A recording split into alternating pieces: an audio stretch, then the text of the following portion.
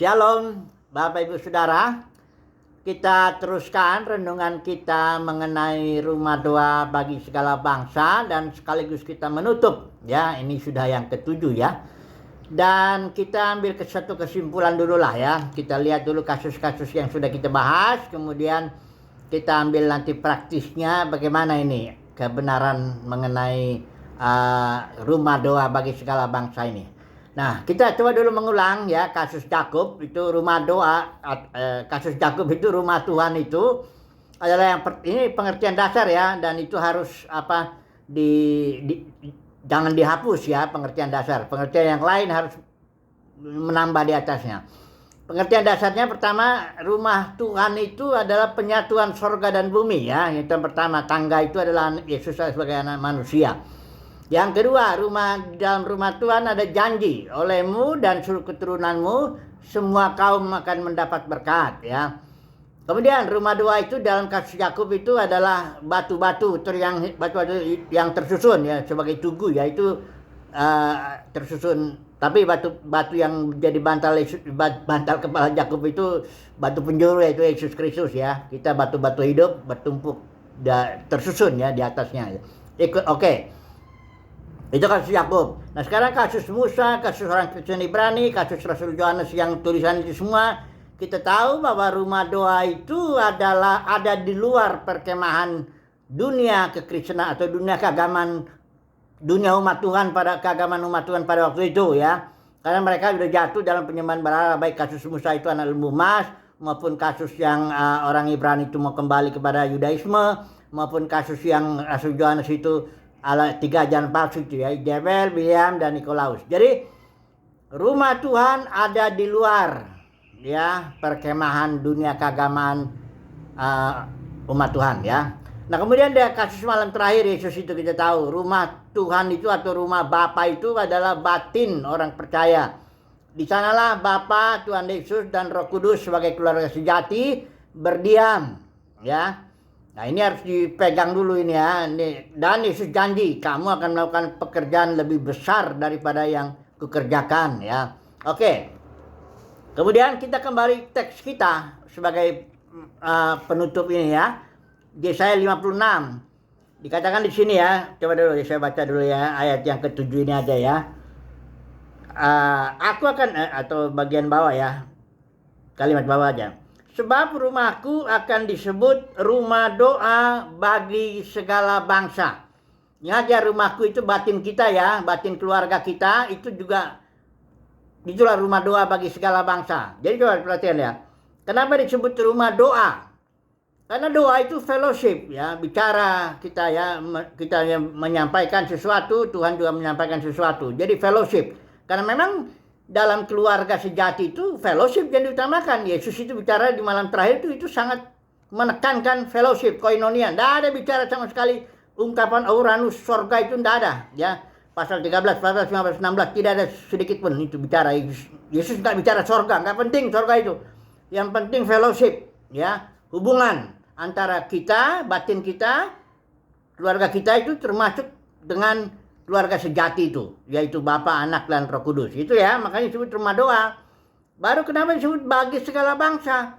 Karena memang ada janji dalam rumah doa, dalam rumah Bapa itu, bahwa olehmu semua kaum di muka bumi diberkati. Walaupun itu kejadiannya tentu enggak sekarang lah ya. Sekarang terbatas sekali kita. Tapi nanti di zaman berikut barulah kita melakukan pekerjaan yang besar seperti yang janji Yesus itu. Kita kan menjadi imam-imam dan raja-raja menurut aturan raja-raja dan imam-imam aturan Melkisedek melayani bumi ini. Kita jadi berkat, bahkan membebaskan ciptaan dari perbudakan kebinasaan. Nah, itu makanya disebut kita ini rumah doa bagi segala bangsa. Jadi kalau kita pelajari kasus-kasusnya itu dan kita lihat kalimat ini, kita bisa paham kenapa rumah Tuhan yang adalah batin kita ini disebut rumah doa bagi segala bangsa. Jadi ingat ya, saudara dan keluarga saudara itulah dia, batinnya itulah dia, rumah doa bagi segala bangsa. Rumah ya, boleh saja di depan, kayak di rumah saya ini, di depan saya bikin itu rumah doa Suara dari Patmos. Karena itu pelayanan saya bikin namanya Suara dari Patmos, begitu ya. Oke. Nah, kita lihat sekali lagi di teks kita, di Yesaya 56 ini.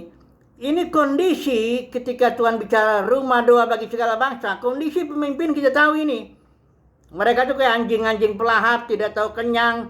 Ayat sebelah situ ya. Orang-orang itulah gembala-gembala yang tidak dapat mengerti. Mereka semua mengambil jalannya sendiri, masing-masing mengejar laba untung. Melayani cari untung. Ya, begitulah itu ya pemimpin-pemimpin di zaman ketika Tuhan mengatakan rumahku adalah rumah doa bagi segala bangsa. Karena memang itu kan di luar perkemahan. Umat Tuhan sudah ya umumnya ya. Nanti kita lihat praktisnya. Cari untung ya. Tiada yang terkecuali. Ya, umumnya udah begitu ya. Oke lah. Karena itu masuk dulu dalam dunia kekristenan ya. Kalau gitu di mana rumah doa bagi segala bangsa yang adalah batin orang percaya itu? Adanya di luar sistem. Karena kenapa? Di dalam sistem kekristenan sudah dibenarkan tuh. Ajaran Jebel Biam Nikolaus membenarkan bahwa setiap pemimpin umumnya menarik murid kepada diri mereka sendiri. Itulah denominasi. Narik uangnya juga. Bangun gedung yang besar. Bangun monumen dan sebagainya itu ya. Mencari untung, cari uang, cari hormat manusia, cari jabatan. Itu udah umum. Kenapa? Karena sudah dibenarkan oleh ajaran Ijebel, Biliam, dan Nikolaus. Begitulah kondisinya. Ini bukan menghakimi, enggak. Ini menyatakan kebenaran. Nanti Yesus yang menghakimi itu semua ya. Karena kita sudah belajar juga bagaimana perempuan pasal 17, pasal 12 akan menghadap semua ya. Oke, jadi rumah doa bagi segala bangsa yang adalah batin kita, keluarga-keluarga kita ini, rumah demi rumah, sama seperti gereja mula-mula. Gereja mula-mula juga nggak ada bangun gedung sama sekali, nggak perlu itu gedung itu, ya. Yang perlu fellowship dari rumah ke rumah kita. Kalau masing-masing rumah, kadang-kadang 2-3 rumah berkumpul bersama keluarga gitu ya, makan bersama, fellowship ya.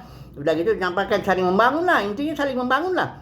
Atau Korintus 14 juga, kalau Paulus kalau bilang kalau kamu ketemu saling bangun. Yang masing-masing ada yang berikan mazmur, ada yang baca roh, ada yang pengajaran dan sebagainya. Enggak ada maksudnya gedung denominasi kita nonton pertunjukan di mimbar itu. Nah, ini hati-hati ya.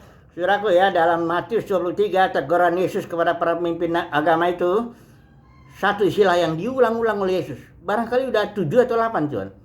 Yaitu munafik. Nah, saya nggak bilang bahwa seluruh pemimpin agama Kristen ini munafik, tapi sangat dekat. Ya. Munafik sudah tahu ya, ditampilnya di mimbar itu bagus, dalam kehidupan kenyataannya batin nggak begitu, nggak terlalu rohani lah istilahnya. Munafik gitu ya. Nah, kita di luar itu kok, rumah doa bagi segala, kita hidup dalam keluarga-keluarga masing-masing, kita fellowship, makan bersama, nah kita saling membangun lah ya. Susah kalau munafik di keluarga itu. Kalau istri saya itu paling tahu saya ini suka khotbah atau suka berdoa, baca Alkitab, itu istri saya yang tahu tuh. Anak-anak saya juga tahu itu ya. Nah oke lah. Jadi kesimpulannya, rumah doa bagi segala bangsa adalah kita, saudara dan keluarga saudara. Dan ada di situ janji, olehmu dan keturunanmu semua kaum di muka bumi akan mendapat berkat. Bahkan ada janji juga, satu orang selamat, satu keluarga itu sisi rumah selamat ya. Intinya, jadi kesimpulannya jadi bagaimana nih dalam kondisi kita? Apakah kita nggak usah melayani dunia kekristenan? Oh, melayani, tapi kita nggak narik murid pada diri kita, nggak narik uangnya, apalagi itu persepuluhan, buah sulung, janji iman, haram semua itu. Kenapa haram? Saya bilang nggak ada rasul-rasul yang bikin gitu kok. Yesus pun nggak pernah ngajarin begitu kok. Ya kalau mau coba cari-cari ayat, comot-comot ya bisa-bisa aja. Kalau saya mau kawin berkali-kali juga banyak sih, comotin aja dari perjanjian lama tuh. Mana ada sih tokoh perjanjian lama itu yang istrinya satu. Abraham aja bapak orang beriman lebih dari satu kok. Asal jangan terlalu banyak kayak Salomo 1000 gitu, jangan. Jadi kalau soal comot-comot ayat saya juga bisa kok ya. Tapi nanti kita semua akan menghadap pengadilan Kristus. Disitulah tidak ada yang tertutup yang tidak akan dibukakan. Tapi sekali lagi kesimpulannya, semoga saudara dan saya mendapat kasih karunia untuk menjadi rumah doa bagi segala bangsa. Rumah-rumah kita ini loh, keluarga-keluarga kita ini ya. Nah, kita berfellowship lah dari satu keluarga dengan keluarga lain ya, saling. Kalau gereja mula-mula tuh pertemuannya bergiliran di rumah-rumah ya. Itulah ya gereja rumah itu. Oke lah, itu semoga share ini menjadi berkat buat kita. Saudara, sekali lagi, saudaralah itu rumah doa bagi segala bangsa ya. Haleluya. Amin.